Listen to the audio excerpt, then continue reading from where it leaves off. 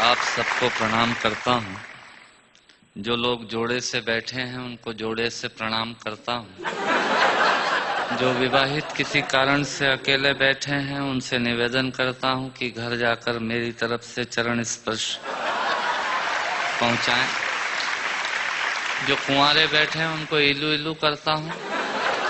उन लोगों को विशेष प्रणाम करता हूँ जो सहारा श्री अमर सिंह जी, मुलायम सिंह जी के प्रोटोकॉल में यहाँ जबरदस्ती फंसे हुए हैं, जिनका कविता से कोई लेना देना नहीं है। मैं उनको प्रणाम करता हूँ।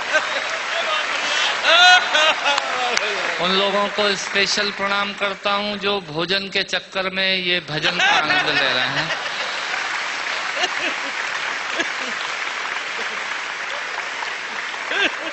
हंसना सिर्फ आदमी के नसीब में है। आपने कभी किसी गधे को हंसते हुए नहीं देखा होगा। यदि देख लें तो समझ लीजिएगा ये आदमी होने की तैयारी में है। और किसी आदमी को गुमसुम उदास बैठा देख लें तो समझ लीजिएगा कि ये वो होने की तैयारी में है। आनंद से बैठिएगा। मैं आपको ज्ञान की एक भी पंक्ति नहीं सुनाऊंगा। भगवान महाकाल की कसम खाकर कहता हूं, इस देश में अमिताभ जी आजकल ज्ञान की स्थिति बड़ी खराब चल रही है। सवेरे 18 चैनल खोलो तो 19 बाबा प्रवचन देते हुए मिल रहे हैं और उसी समय हम ब्रश करके थूक रहे हैं। भारतीयों का कुछ हिसाब किताब समझ में नहीं आता। भारतीय आदमी अपने तरीके से जिंदगी जीता है। सहारा श्री बैठे हैं, मैं आपको बताना चाहता हूं भारतीय आदमी होता क्या है। बेसिकली भारतीय आदमी वो होता है जो टूथब्रश के आगे वाले हिस्से के खराब हो जाने के बाद चाकू को गर्म करके उस पोर्शन को काटता है और बचे हुए हिस्से से पजामे में नाड़ा डालने का यंत्र बनाता है। ये होता है भारतीय आदमी। इधर से तालियां कम बज रही हैं, इधर का मामला ठीक है। मुझे याद है भारतीय आदमी हीथ्रो एयरपोर्ट पे, लंदन में हीथ्रो पे एयरपोर्ट पे मशीनें लगी हुई हैं पॉलिश करने की जूतों पे। एक पैर डालो पॉलिश हो जाती है, दूसरा पैर डालो पॉलिश होने के बाद वो पैर पकड़ लेती है। फिर उसमें 50 सेंट्स डालिए तो वो पैर छोड़ती है। भारतीय पहुंचा एक, उसने एक पैर एक मशीन में पॉलिश हो गई, दूसरा पैर दूसरी मशीन में फंसा दिया। मुलायम सिंह जी, मरण तो उस आदमी का हुआ जो अंग्रेज आया। उसने जैसे ही पहला पैर फंसाया मशीन ने पैर पकड़ लिया। उसकी काउंटिंग में तो 2 हो गए। भारतीय आदमी ये होता है। मैं आपसे निवेदन करता हूं, आज यहाँ हमारे दिलीप चौबे जी और राकेश पांडे जी मुझे एंटरटेन कर रहे थे, बता रहे थे ये 325 एकड़ में फैला हुआ है सहारा शहर। मैं आपके लिए जानकारी देता हूं, सहारा शहर 325 एकड़ में नहीं फैला हुआ है। सहारा आजकल इन दिनों देश में एक विचार बन गया है जो पूरे देश में यत्र तत्र सर्वत्र नजर आता है। हथौड़े ने चाबी से पूछा, सुन चाबी, लोहा तो तेरे पास कम है, ताकत तेरे पास कम है, पर तू ताले को इतनी सरलता से कैसे खोल लेती है और मुझे खोलने में बहुत ताकत लगती है। तब चाबी ने हथौड़े को जवाब दिया कि सुन हथौड़े, लोहा और ताकत तेरे पास ज्यादा है, पर तू ताले की ऊपरी सतह को छूता है और मैं ताले के अंतर मन तक जाती हूँ और उससे निवेदन करती हूँ और वो खुल जाया करता है।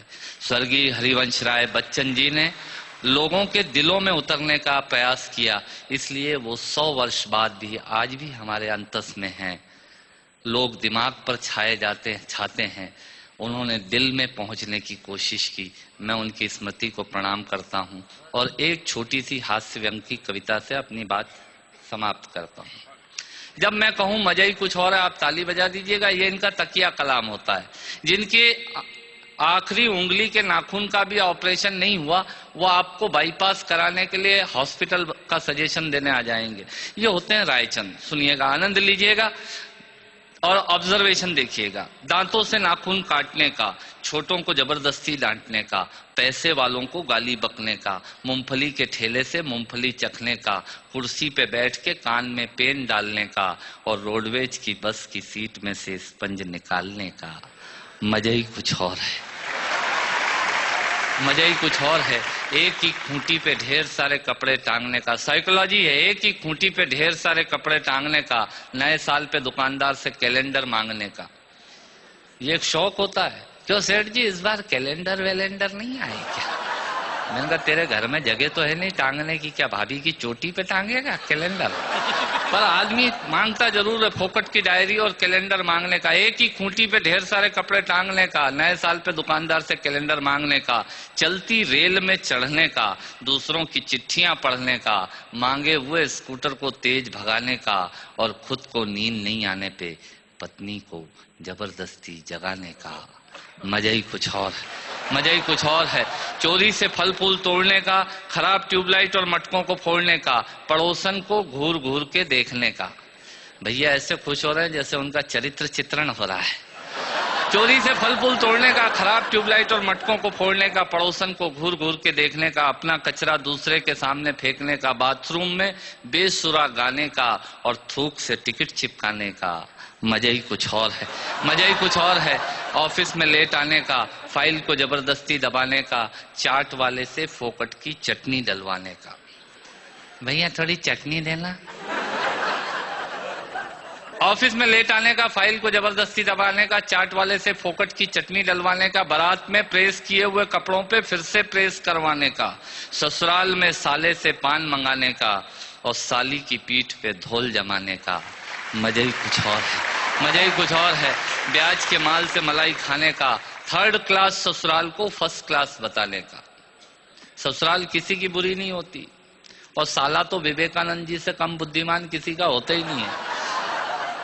और ब्याज के माल से मलाई खाने का, थर्ड क्लास ससुराल को फर्स्ट क्लास बताने का, पंगत में बैठ के एक ही सब्जी के लिए दो दोने लगाने का, आरती में सबसे ज्यादा फटा हुआ नोट चढ़ाने का, दूसरे के टेलीफोन से चिपकने का, गुटके और पान इधर उधर पिचकने का, कमजोर से बेमतलब लड़ने का और पत्नी को रोज रोज परेशान करने का। मजा ही कुछ और है। मित्रों, श्रोताओं को भी कविता सुनाने का मजा ही कुछ और होता है, पर मन मेरा उस वक्त रोता है जब मजे के लिए शब्द अपने अर्थ खो जाते हैं। और कुछ श्रोता तो बैठे बैठे ही सो जाते हैं, और कुछ श्रोता तो बैठे बैठे ही सो जाते हैं। यदि आप जीवित और जागृत हैं तो प्रमाण बताइए। कविता खत्म करता हूँ, तालियां बजाइए।